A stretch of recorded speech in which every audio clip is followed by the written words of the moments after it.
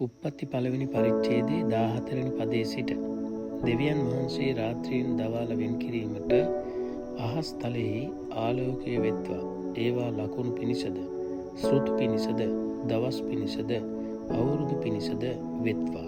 පොළවට එළිය දීමට ඒවා අහස් තලයේ ආලෝකයන් පිණිස වෙත්වායි කීසේක. ඒ සේවිය. දෙවියන් වහන්සේ මහත් ආලෝක දෙක සෑදූසේක. වඩා මහත් ආලෝකයේ දිවාභාගය කෙරෙහි අධිපතිකම් කරන පිණිසය. කුඩා ආලෝකය රාත්‍රී භාගය කෙරෙහි අධිපතිකම් කරන පිණිසය. උන්වහන්සේ තාරකාද සෑදූසේක. පොළොවට එළිය දෙන පිණිසත්, දවාල කෙරෙහිද රාත්‍රිය කෙරෙහිද අධිපතිකම් කරන පිණිසත්, අන්ධකාරයෙන් එළිය වෙන් කරන පිණිසත් දෙවියන් වහන්සේ ඒවා අහස් තලයේ තැබූසේක.